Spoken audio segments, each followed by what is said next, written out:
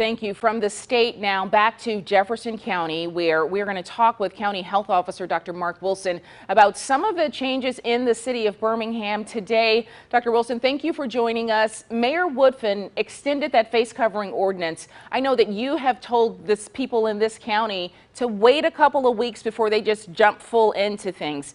How important is that face covering ordinance, considering what we have to protect ourselves with in Jefferson County now? Whether there's an ordinance or not, we really want everybody to take responsibility for themselves and for others. And that involves wearing a face mask when you're out in public and among other people. So, I think we really want to get more and more toward just everybody understanding what we're trying to accomplish here. And that's to keep from spreading the disease. Whether there's an ordinance or not, or whether there's fees attached to it or not, we want everybody to take responsibility for this. In the event people don't, the mayor mentioned that there is community spread going on in Jefferson County. We have the second highest number of COVID-19 cases. Where are the hospitals right now? How close are we to our hospitals potentially being overrun? Well, the hospitals are still in pretty good shape because they did make sure they had extra capacity for a possible surge. But we are, in the last few days, we are at the highest numbers of hospitalizations in Jefferson County that we have been since the very beginning of this. We've been around 100 cases per day for the last few days.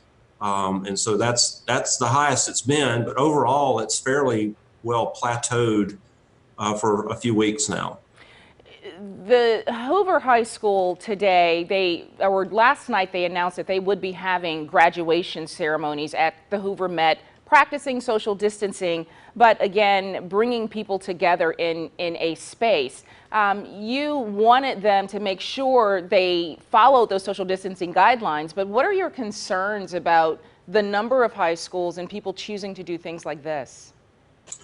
Well, it's certainly going to be up to the school districts and schools to decide how they want to handle this. They have the guidance from the state and the statewide order.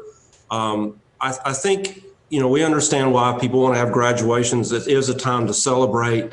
It's a very significant time in the lives of those students. So we want to celebrate. I think wherever there are these gatherings, there is a right way to do it, and I think everybody is trying to be careful. But I would just urge those family members that might be more vulnerable, the grandparents who are older, or those that have those chronic diseases, to really consider staying away. Because in spite of best efforts, you just may have some accidental encounters with people. So just want everybody, again, to take personal responsibility and think carefully about their own decision to participate in these things. And so this is my last question. We have these businesses reopening and everybody's taking all of the precautions. But as you said, there could be the accidental encounter with someone who is COVID-19 positive. What do you want people to be on the lookout for their health right now?